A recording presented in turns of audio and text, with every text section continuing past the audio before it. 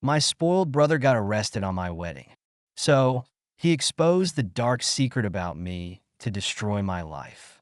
I'm a 29-year-old guy with a brother Lewis who's just a year younger than me. Our relationship has always been strained since he was the golden child, and I was treated like the black sheep growing up.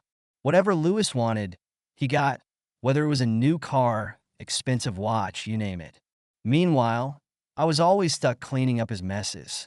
Then I met Amanda, the most amazing girl I'd ever known. After 4 years together, I decided to propose at the place where we first met. We were deep into planning our wedding when Lewis pulled his usual entitled behavior. A few weeks before the big day, he asked, "Hey bro, can I propose to Sarah during your wedding reception?" I shook my head immediately. "No way, Lewis. That's our special day. Pick literally any other time." As I expected, he ran crying to our parents, who showed up at my door screaming at me. "How dare you deny your brother this moment?" Mom screamed, "If you don't let him propose, I'll destroy Amanda's dress." I told her straight up I'd press charges if she tried anything like that. She started the waterworks, asking if I'd really do that to my own mother. When I said yes, she dropped the act and went right back to yelling. They only left after I threatened to uninvite Lewis, who swore he wouldn't propose at our wedding. But on our wedding day, his girlfriend showed up wearing white, and just as we were about to cut the cake, I heard her screaming, "Yes, yes, I'll marry you." I turned around to see Lewis down on one knee.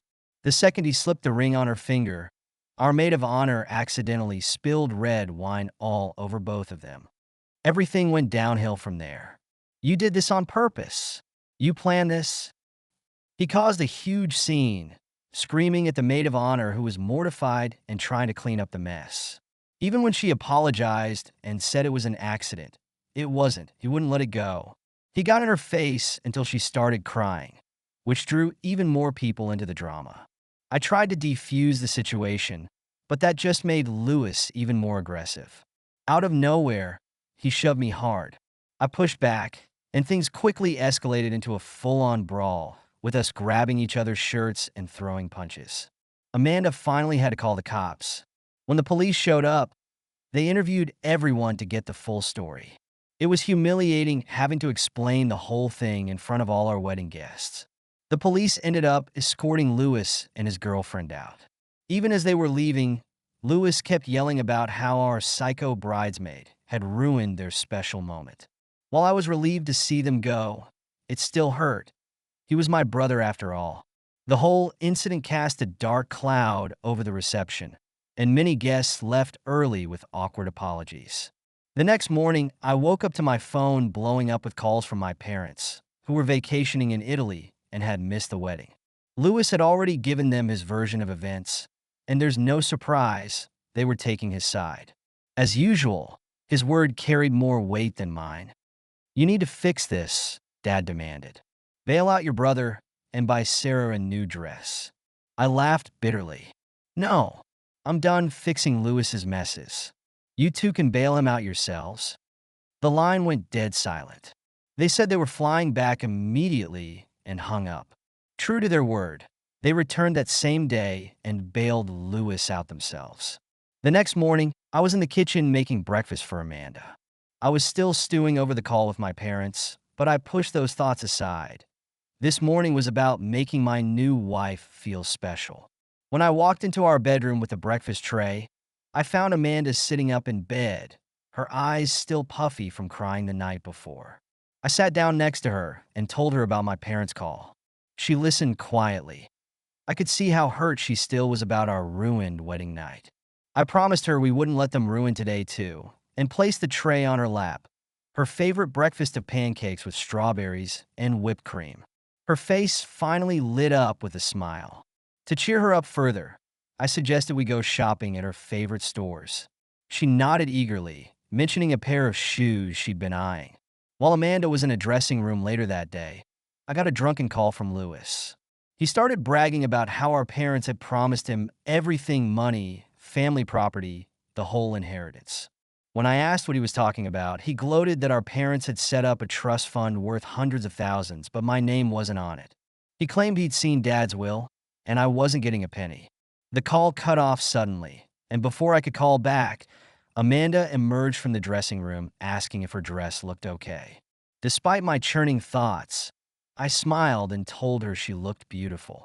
On our drive home, my heart sank when I saw my brother, his fiancée, and our parents waiting in our driveway. As soon as we stepped out of the car, they started making demands. We needed to buy his fiancée a new dress and compensate her for emotional damages from the wedding incident. I fired back that if anyone deserved compensation, it was us. Amanda tried explaining how inappropriate it was for his fiancée to wear white to our wedding and for Louis to propose, but they couldn't care less. His fiancée took offense and started hurling insults at Amanda, calling her names and accusing her of being jealous. When Amanda admitted orchestrating the wine spill, all hell broke loose. His fiancée lunged at her, and I jumped between them protectively. Next thing I knew, Louis was swinging at me, and we were fighting again while our dad threatened to call the cops. The police showed up and arrested both me and Louis. In the back of the patrol car, Louis started laughing to himself. Louis asked, "Want to know why Mom and Dad hate you?" "Shut up, Louis. You're drunk." At that moment, he dropped a bombshell. "You're not even their real kid," he said. "Dad had an affair. Your real mom didn't want you." He leaned closer. "Ever wonder why you're the only one with dark eyes in a family of blue and green?" When I asked how long he'd known, he said, "Always. They told me when I was young. Grandma wanted them to put you in the system and said someone would take you." He laughed. But it was too late. I didn't know whether to believe him or if this was just another way to hurt me. But suddenly everything made sense. The cold treatment, the favoritism, being cut out of the inheritance. Amanda came to bail me out, ignoring Louis's shouts to help him too. She told him to ask his fiancée for help, and we left. The car ride home was silent until I finally told her, "Louis says I'm not their real son, that I'm the product of Dad's affair." She could see how lost I felt, wondering if I should confront my parents about this massive secret. Amanda squeezed my hand and promised to support whatever decision I made. 3 years later, life took a beautiful turn when Amanda showed me a positive pregnancy test one autumn morning. I was overjoyed at the thought of becoming a father. We decided to renew our vows and create happier wedding memories with an intimate garden ceremony. Amanda looked radiant walking down the aisle in a flowing dress that showed off her baby bump. But life threw another curveball when my parents died unexpectedly in a car crash. Despite our strained relationship, I felt obligated to attend their funeral. Louis's behavior there was strange. He seemed almost pleased they were gone, keeping his distance with an unsettling smirk. After they passed, Louis and his fiancée lived lavishly for a while, but rumors started spreading that they'd blown through their inheritance quickly. Soon they were calling around asking family members for money. I got a heads up from a cousin about their financial troubles. While they were struggling, Amanda and I focused on preparing for our baby, though money was tight without any inheritance. One day, Louis called out of the blue, claiming he'd left his fiancée and wanted to make amends. He said he regretted everything and wanted to reconnect with his brother. I listened quietly, then blocked his number. Amanda and I had chosen peace, building our own family based on love rather than obligation. Sometimes the family you choose is more important than the one you're born into. Looking back, I know that I can't choose my birth family, but I can choose how I respond to their treatment and what kind of family I create for myself. True happiness comes from breaking toxic cycles and building authentic relationships based on mutual respect and love.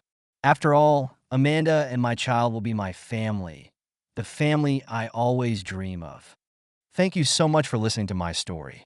If you have any thoughts, I'd love to hear them, so please leave a comment. Don't forget to like and subscribe if you want more stories like this one.